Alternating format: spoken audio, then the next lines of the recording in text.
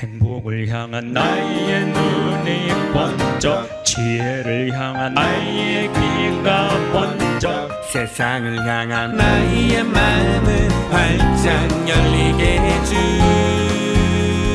신부님의 토요특강. 참미수님 미국의 2의 52강 오늘은 신식민주의라는 주제로 말씀을 드리겠습니다. 자, 2차 세계대전을 한번 잠깐 다시 요약하고 신식민주의의 개념에 대해서 말씀을 드리겠습니다.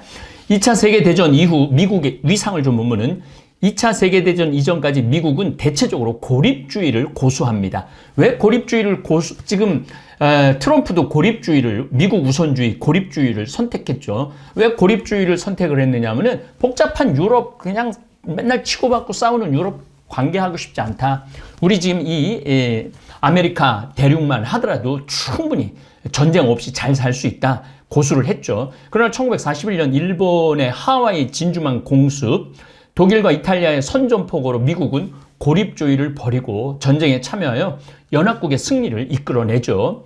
2차 세계대전 이후 실질적 최대 강대국 자리에 오른 미국은 강력한 군사력과 경제력 그리고 유럽 국가들과 동맹을 바탕으로 자유주의 국제 질서를 구축하는 데 앞장섭니다. 여기 이제 자유주의가 나오는데 미국은 민주주의의 탄생 국가죠. 처음으로 대통령을 뽑은 나라예요. 왕으로 된 게 아니라. 더욱이 조지 워싱턴이 이제 재선까지 됐어요. 재선까지 됐는데 3선을 해도 무조건 당선이 된데 조지 워싱턴은 2선까지만 하고 재선까지만 하고 내려옵니다. 이게 전통이 돼갖고 미국은 지금 240년 동안 대통령들이 재선 이상을 안 하는 거예요. 플랭클린 루즈벨트 대통령이 3선을 하죠. 아마 그거는 2차 세계대전 전쟁 와중이었기 때문이 아닌가 그런 생각을 합니다. 어쨌든 민주주의, 자유주의 이거가 미국의 근본 개념입니다. 제가 다음에 달러에 대해서 설명을 드릴 때 얼마나 미국이라는 나라가 민주주의를 중요하게 여겼는지에 대한 이야기를 하도록 하겠습니다. 사실은 미국은 최고 좋은 제도와 최악의 제도가 같이 있는 나라예요. 최고 좋은 환경과 최악의 환경이 같이 있는 나라가 미국입니다. 그래서 미국이 뭐든지 미국이 최고고 미국이 최악은 아니라는 거죠. 모든 게 다 들어있는 나라가 지금도 미국입니다. 민주주의와 인권 등 인류 보편적 가치 존중을 하고 개방적 시장 경제, 이거 굉장히 중요한 개념입니다. 이게 신식민지주의의 개념이에요. 무슨 얘기냐면은 영국이나 프랑스 같은 경우는 자기네들이 만든 물건을 식민주의에다 팔았어. 또 식민주의에서 많은 자원들을 착취해갖고 본토를 경제를 풍요롭게 했어요. 근데 거기에는 무슨 문제가 있느냐면은 식민주의에서 간디라든지 우리나라 안중근이라든지 김구라든지 이런 정말 애국주의자들이 독립운동을 펼치는 거예요. 그러니까 독립운동을 하려고 그러면 또 거기에다 또 군대를 파견해야 되지, 또 억압을 해야 되지. 그러다 보니까 별로 미국에서 보니까 그렇게 안 좋은 것 같아. 그래서 그러지 말고 자유주의, 민주주의를 전 세계에 딱 퍼뜨리고 그 전 세계를 시장으로 삼으면 되겠다. 전 세계를 시장으로 삼으면 되겠다. 이런 어떤 정치적 배경이 있었습니다. 법의 지배 그리고 국제기구와 유엔에 이제 탄생을 하는 거죠. 국제 시스템을 통한 다자 차원의 상호 협력의 가치에 근거한 국제 질서, 표면상 국제 질서를 펼치는 거죠. 경제적인 측면에서는 브레튼 우주라는 미국의 마을이 있어요. 44개 나라가 모여갖고 국제 경제 질서가 수립이 됩니다. 이때 이제 달러가 이제 기축통화가 되기도 하죠. 그건 달러 때 좀 말씀을 드리겠습니다. 국제통화기금 IMF와 세계은행 같은 국제기구가 설립이 됩니다. 그러니까 이제 전 세계, 미국은 식민지 만들지 않고 전 세계를 식민지라고 이제 겉으로는 자유민주주의라고 그러지만은 그 이면에는 전 세계를 시장화, 식민주의화 하려고 그랬던 것이죠. 그거의 하이라이트가 신자유주의입니다. 도널드 레이건 대통령으로부터 시작해갖고 클린턴에 가갖고 최고의 경제, 모든 국가의 신자유주의라는 게 뭐냐면 모든 국가의 장벽을 허는 거예요. 관세도 좀 내리고 그 신자유주의로 꽃이 피기도 합니다. 어쨌거나 하여튼 미국의 달러화를 중심으로 하는 국제통화 질서가 구축이 되죠. 그래서 미국은 지금도 지난번에 작년에도 2조 5천억 달러 찍어냈고 올해는 3조 달러를 풀었죠. 그럴 수 있는 3조 달러라면요. 경도 넘어서서 어마어마한 돈을 풀었는데도 미국은 자기네들이 돈을 마음대로 찍어낼 수 있는 나라죠. 우리나라가 그렇게 찍어내면 우리나라가 완전히 이 환율이 가치가 떨어져 갖고 아무것도 아니죠. 우리는 향후 세계무역기구 WHO로 발전하는 관세 및 무역에 관한 일반 협정, General Agreement on Traffics and Trade. 이제 요 영어를 오래간만에 한번 썼는데 GATT를 출범시키면서 자유무역의 확대를 도모합니다. 그러면은 왜 미국이 전쟁에서 승리를 하고도 독일을 식민지로 안 만들었는가? 또 이탈리아를 식민지로 안 만들었는가? 일본을 왜 식민지로 안 만들었는가? 거기 이유가 있습니다. 1차 세계대전 후 승전국은 독일의 엄청난 전쟁 배상금을 강요를 합니다. 배상금 총액은 1320억 골드 마르크. 골드, 금 마르크로 쓰죠. 당시에는 금 본위제를 썼어요. 금 얼마가 있으면 종이에 이게 내가 금 얼마를 은행에다 넣어놨다. 아니면 뭘 화폐를 발행하려고 그러면 그 금이 있어야지 화폐를 발행할 수가 있었던 것이죠. 자그마치 독일 국민 총생산의 4년분을 매긴 거예요. 4년 동안 아무것도 안 하고 다 전쟁 배상금으로만 갚아야 되는 거예요. 독일은 소, 말, 양, 염소 등 가축류는 물론 시멘트, 강철, 벽돌, 목재, 심지어 집안의 가구, 난방까지 승전국에 갖다 바쳐야 했습니다. 1차 세계대전 직후 독일에 대한 강화 조약의 협상 당시 영국 대표단의 일원으로 참가한 36살의 존 메이너드 케인스, 굉장히 유명한 사람입니다. 그는 처음부터 가혹한 배상금을 비판을 합니다. 왜 가혹한 배상금을 비판을 하느냐면은 독일에는 지급 능력이 없었어요. 왜냐하면은 전 독일이 뭐 그냥 폭격기로 다 나라가 날아갔는데 돈이 어디 있어요? 독일이 배상금 지급을 위해 수출을 늘리면 다른 나라의 수출은 또 위축이 되죠. 장기 분할 부채 상환은 한 세대 이상 궁핍, 30년 이상 궁핍을 강요해 독일과 유럽의 문명을 훼손을 하게 되는 거죠. 그래서 케인즈는 가혹한 배상금은 안 된다. 그런데 유럽하고 미국은 가혹한 배상금을 매깁니다.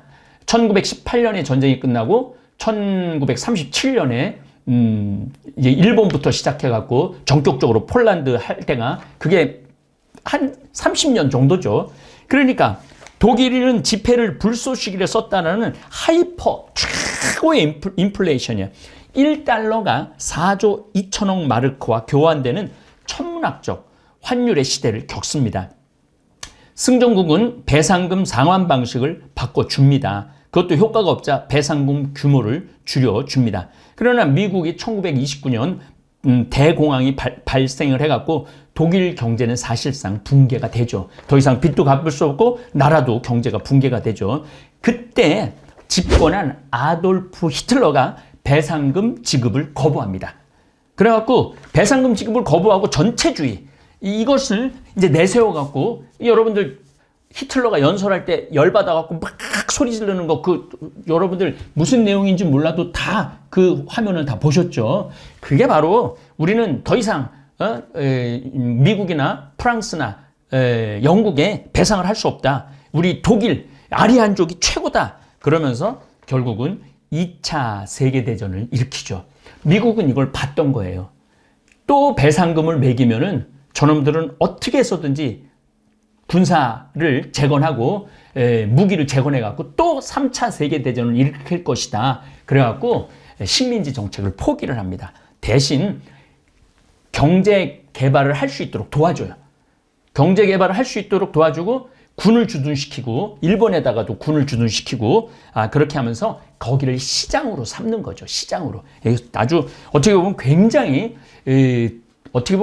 좋은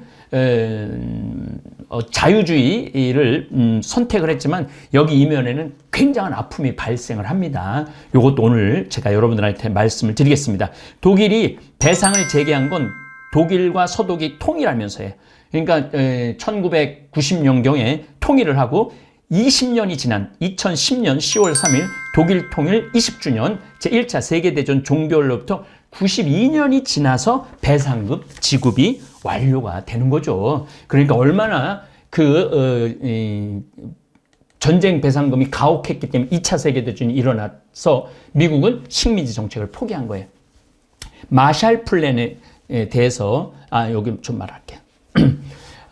미국은 2차 세계대전의 최후 승리자가 됩니다. 그러나 묘하게도 식민지 건설을 하지 않습니다. 제가 앞에서 말씀드렸던 이유 때문에 그렇습니다. 오히려 독일의 전쟁 배상금을 부과하지 않고 오히려 마샬 플랜을 통해서 독일을 포함해서 전쟁으로 황폐해진 유럽 국가들을 재건해 줍니다. 또 일본도 원래는 아주 그 농업 국가로 만들려고 그러는데 6.25 전쟁이 터지는 바람에 다시 일본을 경제 재건을 군수 물자를 일본에서 다 만들어갖고 6.25 전쟁에 다 투여를 했으니까 뭐 자동차도 만들고 트럭도 만들고 탱크도 만들고 대포도 일본에서 다 만들어갖고 오는 거예요. 일본 공장을 다 다시 돌린 거죠. 그 다음에 또 식량을 또 올려야 되니까 비료도 제공을 해주고 그 바람에 일본이 일어선 거예요.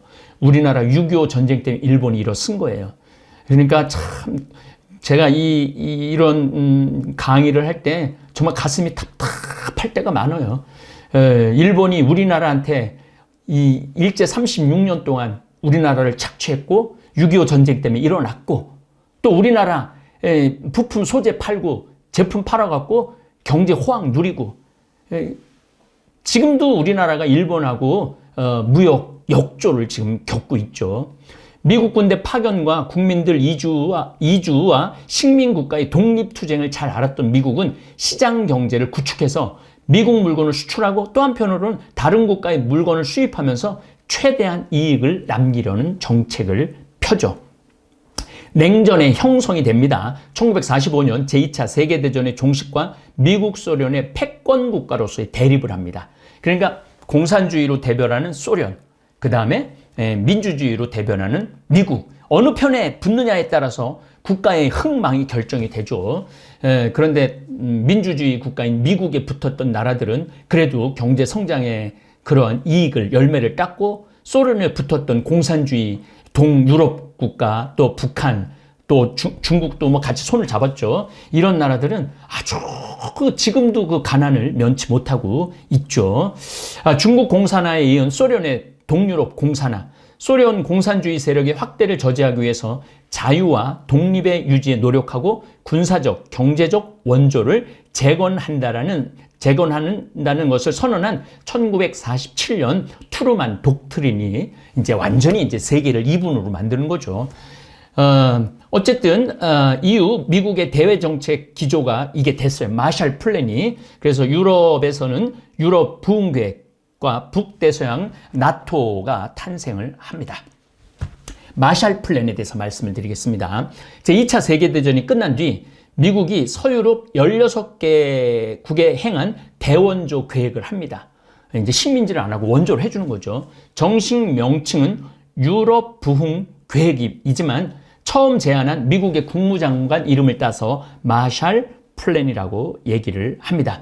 마샬 플랜은 유럽에 한정된 것이지만 일본에도 적용을 해서 동아시아에서 공산주의 확산을 방지를 했던 것이죠.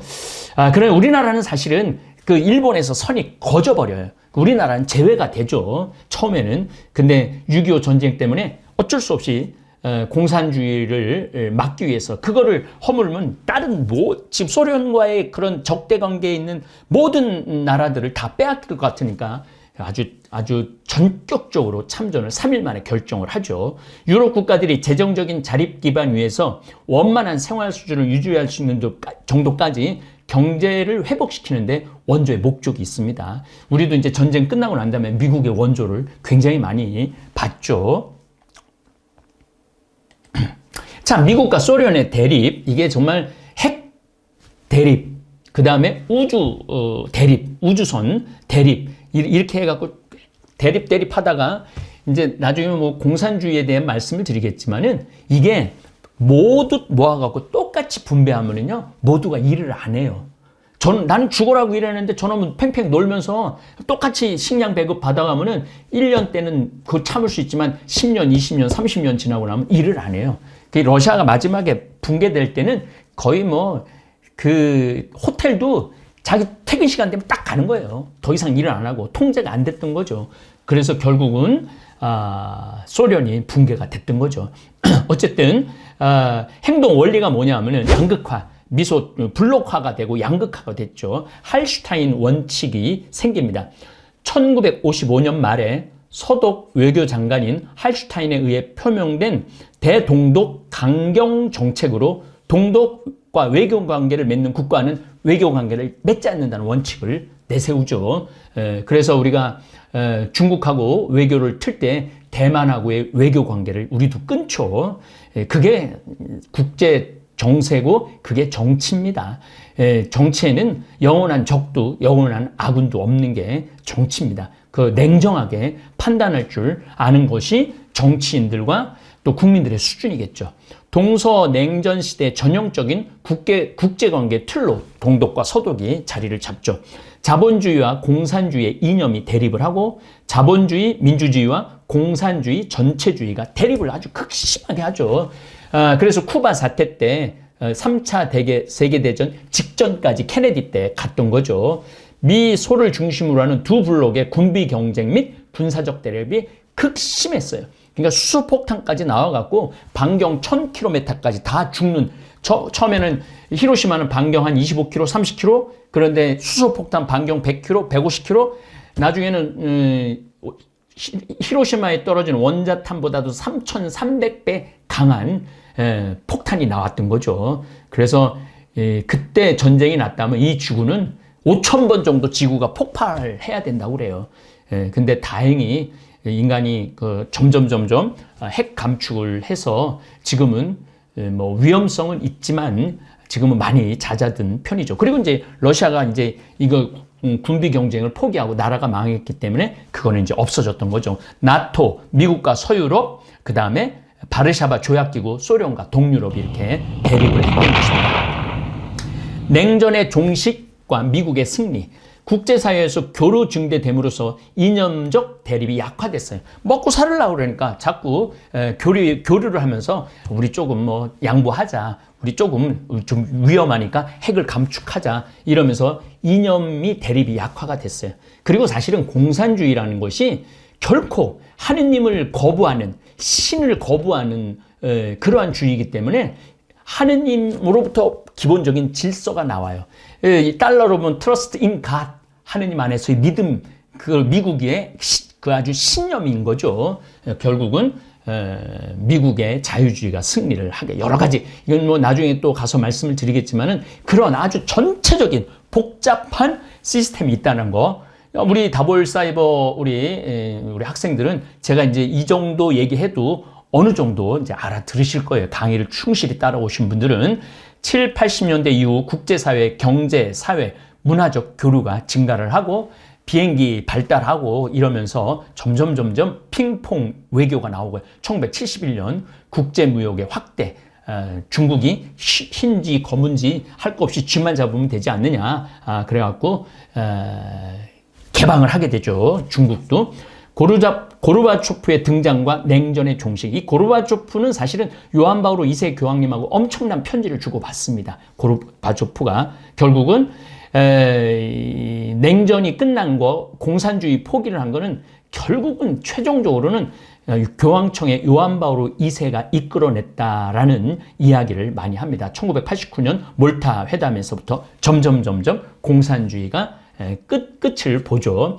1991년 소련의 붕괴와 전 세계적 교류가 확대되고 이때부터 말씀드렸지만 신자유주의가 등장을 하기 시작합니다. 이때부터 살살 그래서 탈냉전 시대가 됩니다. 이제는 다국화, 미국의 슈퍼파워로 등장과 다양한 세력이 등장을 하죠. 이념 대립에서 경제 우선주의로 바뀌었죠. 먹고 살아야 되니까. 전 세계적 경제 교류 신자유주의의 출현. 이게 사실은 우리 가톨릭교에서는 굉장히 반대를 했어요. 왜 신자유주의를 많이 반대를 했느냐면 약소국가는 결국은 경제적인 속국이 된다는 거죠. 경제적인 속국이 되고 경제적인 식민주의가 된다고 그랬기 때문에 우리 가톨릭교회는 굉장히 많이 반대를 했고 그 폐단이 결국은 이제 제가 바로 뒤에 말씀을 드리겠지만은 그 지역의 분쟁이 극심해졌죠. 아프리카에서 지역 분쟁이 극심했고 그 다음에 남아메리카에서 지역 간의 분쟁이 극심했고 또 중동에서 지역 간의 분쟁이 극심했던 거죠. 그러니까 지역끼리는 치고받고 싸워도 선진국들은 그런 것에 영향받지 않고 계속 물건을 팔아먹고 그 지역 뭐 러시아는 소련은 이쪽에서 지원해주고 미국은 또 미국에서 지원해주면서 자기네들의 이권을 계속 찾아갔던 것입니다. 신식민주의에 대해서 말씀드리겠습니다. 정치적 형태, 신식민주의의 정치적 목표는 민족해방운동을 분열시키는 거예요. 민족해방을 못하게 하는 거예요. 독립을 형식적인 것으로 해서 반식민지적 형태로 지배하는 거예요. 즉, 이 방법으로서는 형식적인 독립을 부여하고 공동체의 평등한 구성국으로 만들어 중요 사항에 관한 지배권을 유지함으로써 그 독립을 무의미한 것으로 만드는 거죠. 무슨 얘기냐면은 여러분들 아프리카 지도를 보면 일자로 긋죠. 일자로 긋는데 여기 너 독립해. 너도 독립해. 다 좋아. 그런데 일자로 걷는데 이쪽 부족하고 이쪽 부족하고 나라는 갈려있는데 같은 부족이야. 그럼 부족끼리 통일을 하고 싶은데 나라가 유럽이 거놓은 선, 미국이 거놓은 선 때문에 부족이 싸우는 거죠. 그러면서 군사적 동맹을 뒤에서 체결을 하는 거예요. 신식민지 체제 유지가 위기에 처한 지역, 특히 구식민지국이 지배를 유지할 수 없게 된 지역을 군사 블록에 편입시키고 또한 방위 조약을 체결해서 이렇게 반으로 나눠줬어요. 이 부족하고 이 부족이 같은 부족인데 나라가 선을 긋는 바람에 반을 나눠놨어요. 그러면은 우리 통일하려고 그러는데 부족끼리 서로 싸우고 이쪽 국가하고 싸워. 다른 부족하고 싸워. 그러면 미국은 이 갈라진데 반대쪽에 가서 돈을 대주고 소련은 무기를 대주고 소련 뒤에서 대주면서 돈도 벌고 식민지 지배도 유지를 할 수 있는 거죠. 그래갖고 군사기지를 두고 군대를 주둔시키고 사실상 군사적 지배하에 두는 것이죠. 그래서 블랙 호크 다운 같은 영화도 소말리아 같은 영화도 거기에 이 지도자를 죽이려고 하다가 결국은 미군이 해병대가 완전히 몰살당하는 그런 슬픈 그런 영화들이 다 그런 내용들이에요. 또 대표적인 나라가 대한민국입니다. 남한은 미국에, 북한은 소련에 기속시켜 통일을 억제하려는 정책을 썼던 거죠. 거기에 우리는 정말 극단의 피해자로 고통을 겪고 지금까지도 70년이 지난 지금도 우리는 미국에, 북한은 중국, 소련에 그래서 꽃놀이패가 돼 있는 거예요. 신식민주의 정책 때문에. 제국주의 국가가 식민지가 독립을 하려고 그러는데 요거 독립을 안 시키고 싶어. 남북한을 하나로 독립시키고 싶지 않아. 그럴 경우에는 정치적, 군사적, 경제적으로 중요한 지역을 분리를 하여 통일을 방해를 하는 거예요.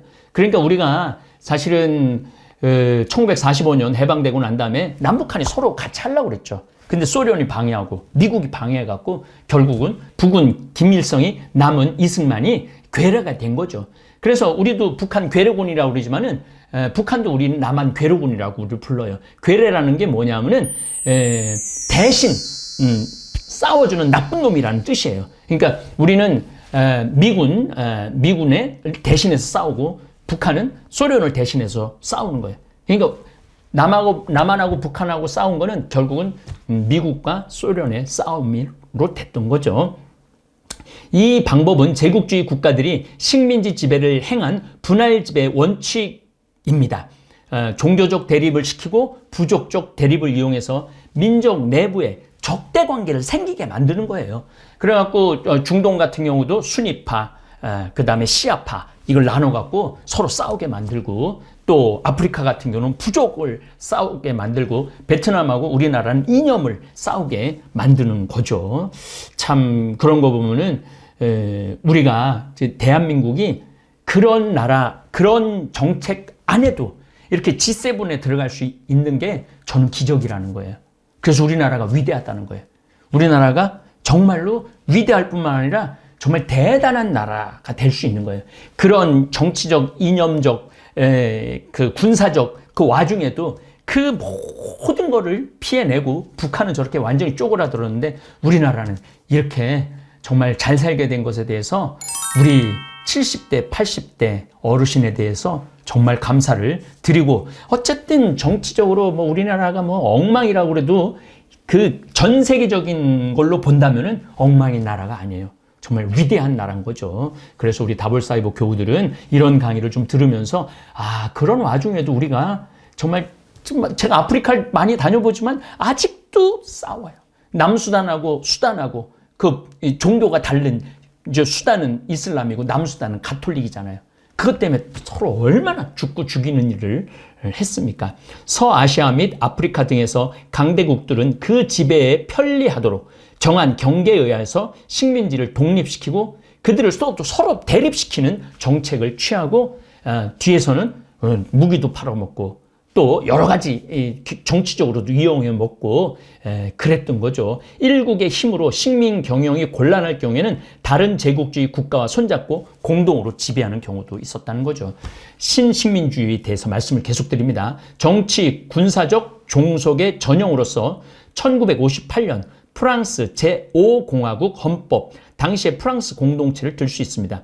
1960년 5월 헌법 개정으로 독소 조항은 삭제되었으나 그 본질은 식민지적 지배체제의 영속화 법을 발의를 합니다. 종교적, 부족적 대립을 이용한 사례로서는 인도, 파키스탄, 방글라데시 이 세 나라를 나눴잖아요. 파키스탄은 무슬림이고 그 다음에 인도는 힌두교고 방글라데시도 무슬림인데 이걸 나라를 쪼개버린 거잖아요. 그래서 분할 독립해갖고 지금도 내란 사태에 있고 비극이 한 민족인데 그런 비극을 만드는 거예요. 그러니까 그런 것들을 보면은 지금 미국도 회개해야 돼요. 그리고 유럽도 회개해야 되고 그래서 지금 코로나를 그렇게로 많이 죽어가는지도 저는 아닌가 그런 생각을 합니다. 경제적 종속의 유지와 강화, 제국이 정치적으로는 독립했으나 경제적 독립의 과제를 이룩하지 못한 국가에 대해서 경제적 종속을 유지 강화함으로써 정치적 종속에까지 이르는 것을 목적으로 하는 거죠. 그러니까 미국 말 안 들으면은 사실은 그 대통령들 미국에서 많이 죽입니다. 많이 살해를 해요. 말을 들어야 하는데 말 안 들으면은 몰래 CIA가 가서 죽이죠.